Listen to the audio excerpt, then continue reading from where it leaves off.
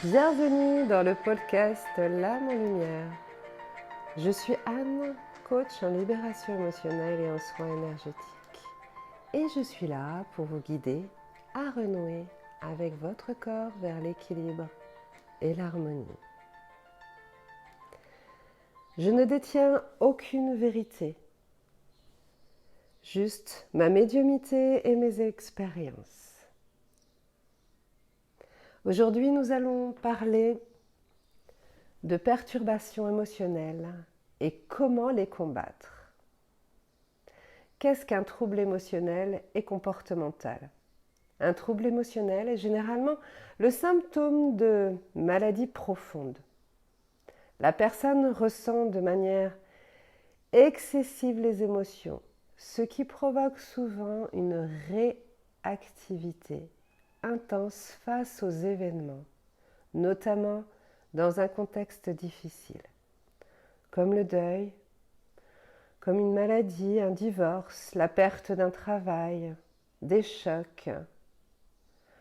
Ça peut être trop de travail, donc ce qu'on appelle le burn-out, des chocs de l'enfance qui reviennent dus à des situations dépressives, un harcèlement au travail ou autre. Toutes ces perturbations sont là pour vous faire travailler sur vos blessures de l'enfance ou au transgénérationnel. Qu'est-ce que c'est que le transgénérationnel ? Ce sont des mémoires transgénérationnelles, ce sont des comportements inconscients qui ne nous appartiennent pas. En effet, ils ont été transmis par nos ancêtres. Ils peuvent être positifs ou négatifs. Lorsque la personne prend conscience des comportements négatifs, alors elle entame un processus de changement. Elle peut alors avancer sur ses blessures et les guérir. Nous pouvons le travailler en soins et couper les liens négatifs. On ne coupe jamais les liens d'amour, juste les liens négatifs. Lors d'une perturbation émotionnelle, nous avons souvent des effets miroirs. Alors, pour ceux qui veulent, vous prenez un papier, un crayon et vous allez vous faire un petit schéma pour comprendre ce que vous pouvez vivre. En général, beaucoup de personnes le vivent au quotidien face à des situations perturbantes. Sur n'importe quelle situation, ça peut être une petite situation ou une grande situation. Donc, vous allez prendre votre feuille et en plein milieu, vous allez marquer « situation négative ». Donc, c'est la perturbation émotionnelle. Vous mettez en gros « situation négative ». Et vous allez mettre 2 flèches, une à gauche et une à droite. Celle de gauche, à partir de cette situation, ça peut être une dispute, ça peut être un deuil, ça peut être des situations de tous les jours, mais ça peut être aussi le divorce, ça peut être un conflit, un choc extrêmement lourd. Donc cette situation négative, vous faites un rond et du côté gauche, vous allez marquer « J'accuse l'extérieur au lieu de regarder en moi ». Exemple, c'est de sa faute, c'est toujours de sa faute. Je ne comprends pas ma responsabilité et je reste focalisée sur l'extérieur au lieu de comprendre que tout est en moi. Ça, vous allez marquer ça. De l'autre côté, sur le côté droit, vous allez remettre une flèche. Et à partir de cette situation négative, j'accepte ce que l'on me renvoie et je regarde en moi. Je me pose les bonnes questions. Pourquoi ça me fait mal ? Pourquoi je suis triste ? Pourquoi je me sens blessée ? Qu'est-ce que ça réveille en moi ? Dans mon passé ? Avec qui ? À quel moment ? Voilà, À partir de cette situation négative, nous avons deux choix. Le choix numéro 2, j'accepte de regarder en moi et je comprends ce qu'il se passe, est extraordinaire. Car, au lieu d'accuser, on va regarder en soi. Nous sommes toujours 100% responsables de nos actes. Même si l'autre personne a fait quelque chose et nous, on n'a rien fait, il faut aller vraiment regarder le pourquoi du comment. Puis, en dessous, avec un gros carré que vous allez me faire, j'identifie. Une fois que on se pose les bonnes questions et que l'on a nos réponses, je regarde en moi, je me pose les bonnes questions, j'identifie ma blessure, je l'accueille, je prends ma responsabilité dans cette situation, je le mets en conscience, je le comprends,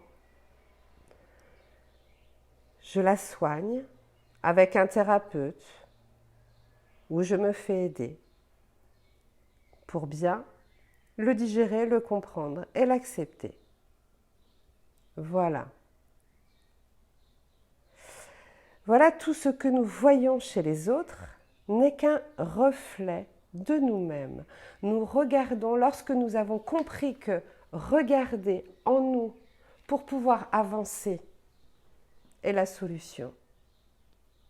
C'est sympathique car on le fait régulièrement.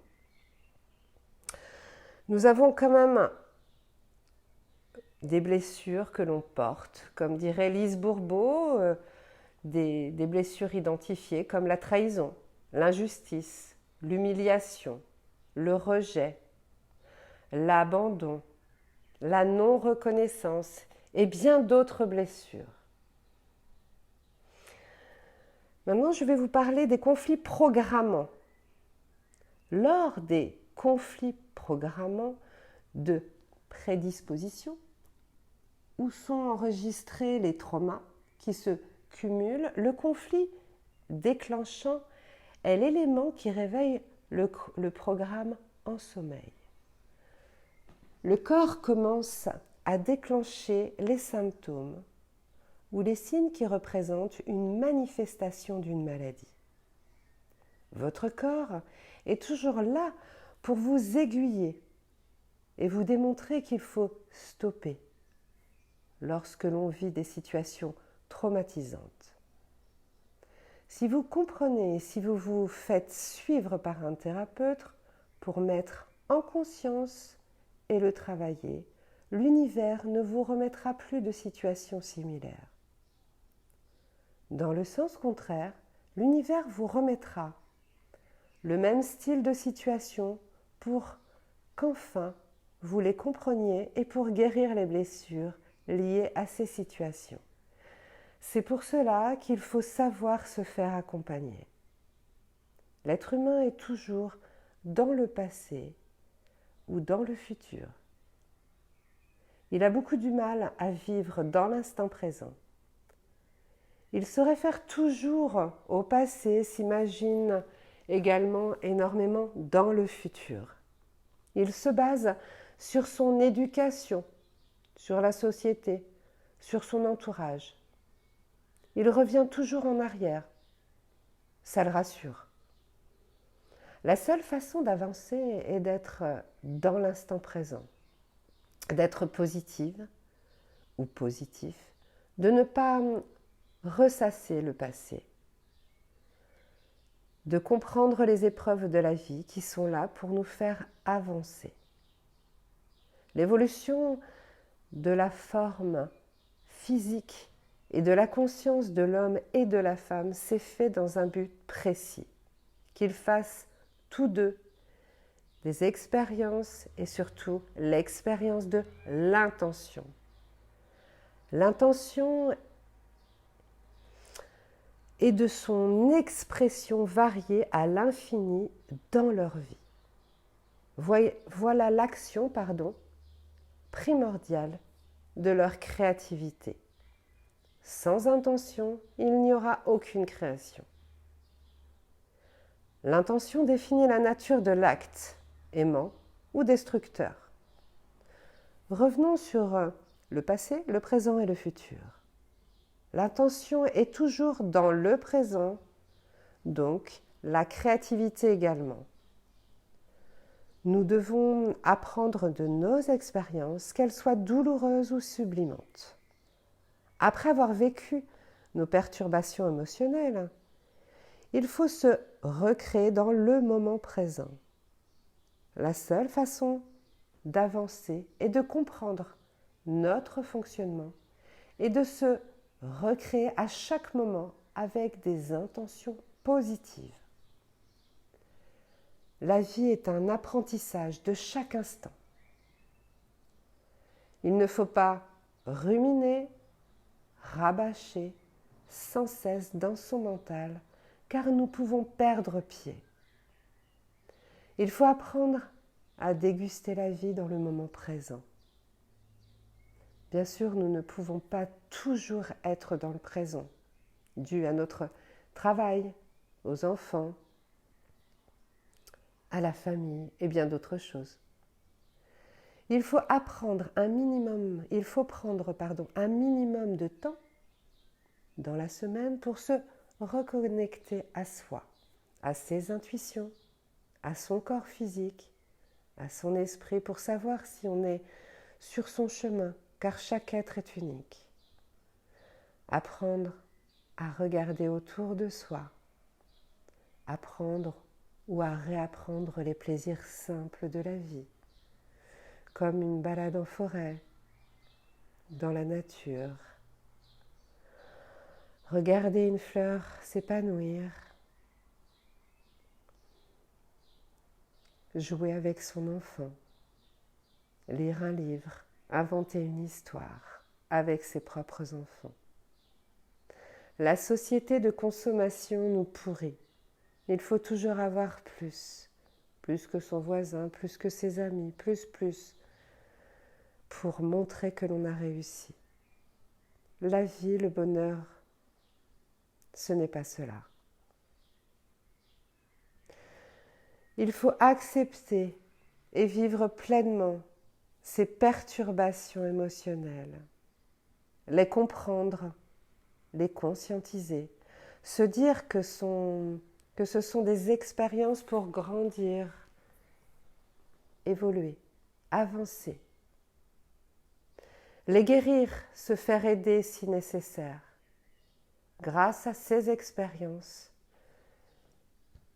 nous évoluons et nous acquérirons plus de sagesse et de savoir. Dans mon prochain podcast, je vous mettrai un exercice, nous ferons que de la pratique, un exercice pour travailler chaque situation perturbante, pour vous aider, chaque choc émotionnel. Alors, chaque choc émotionnel se cristallise dans nos corps. C'est pour cela que mettre en conscience et évoluer est très important. Évoluer est très important pour notre bien-être, qu'il soit psychique ou pour notre corps physique. Je vais vous sortir quelques citations. Je vais vous en sortir 2 ou 3 qui me tiennent à cœur. Une citation de Bouddha. Ne demeure pas dans le passé. Ne rêve pas du futur. Centre ton esprit sur le moment présent. Une autre petite, rien n'a plus de valeur qu'aujourd'hui. Et cette petite phrase, la nature offre à la fois ce qui nourrit le corps et le guérit. Émerveille l'âme, le cœur et l'esprit. Ce podcast touche à sa fin. Si cette capsule vous a aidé, n'hésitez pas à le partager ou à mettre un j'aime en famille ou entre amis. J'espère vous avoir donné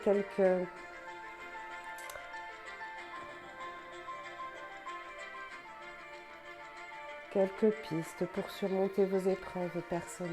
Je reste à votre disposition.